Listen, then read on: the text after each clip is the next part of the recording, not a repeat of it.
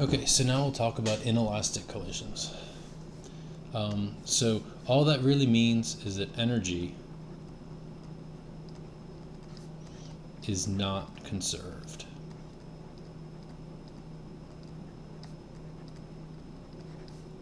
And when we're talking about energy, we're basically talking about kinetic and potential energy. So we're saying that there's some energy that's converted to like thermal energy or internal energy.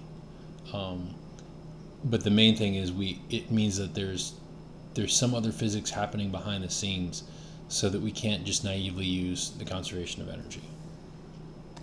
Okay, so let's look at an example of this. So even though energy is not conserved, we will notice that momentum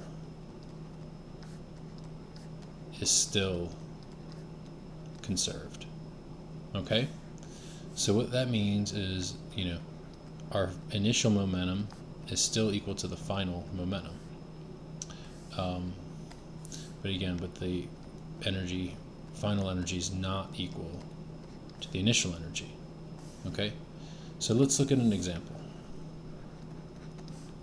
So let's say we have a bullet, and the bullet's traveling with a speed v. And let's say we have a frictionless plane, and the bullet is going to collide with a block. Okay, and if we look at this at some time later, we notice that the bullet is stuck in the block, and both are moving to the right with a speed v prime. Okay, and so now we want to find out what's the speed of this system after the collision.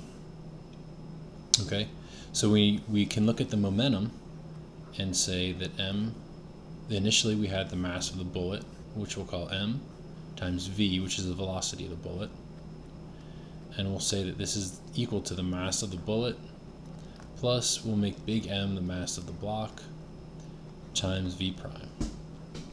Now notice I've kind of skipped some steps. When we really write out conservation of momentum, these are vectors, right? This is v and v prime are both vectors. But I'm saying, well, this is all one-dimensional motion, so I'm essentially just writing just the x components of it. Okay, and so then we say, okay, well, that means that v prime is equal to mv over the mass of the bullet and the mass of the block, right? This is nothing new. You were doing this back in the momentum chapter. So there's nothing surprising there. Okay, but here's what is surprising. Let's look at what happens if we try to look at the energy of this system. Okay, so the initial energy is just 1/2 mv squared. Okay, the final energy is 1/2 the mass of the bullet plus the mass of the block, v prime squared, right? Well, we already found v prime. We know what that is. This is 1/2 the mass of the bullet plus the mass of the block times m squared v squared over m plus m squared. So this is 1/2 m squared divided by m plus m times v squared.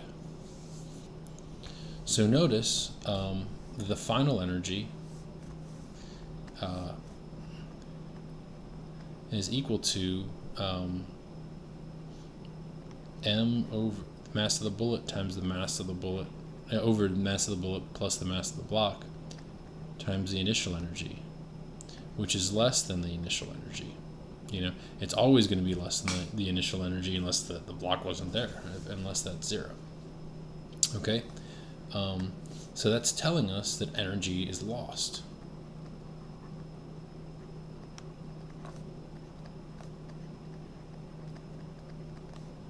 Right?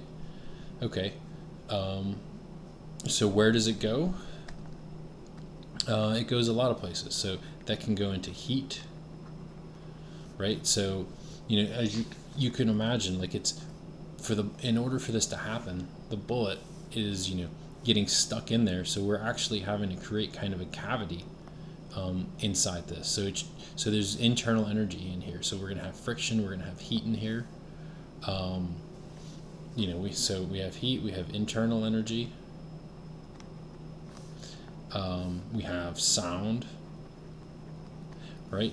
Because you can hear when that happens. That's going to make a sound, and so that's going to carry energy away. So there's a lot of different places the energy goes. But the most important thing to understand with an inelastic collision is you cannot look at the conservation of energy. You have to look at conservation of momentum both before and after to find out the final state of the system.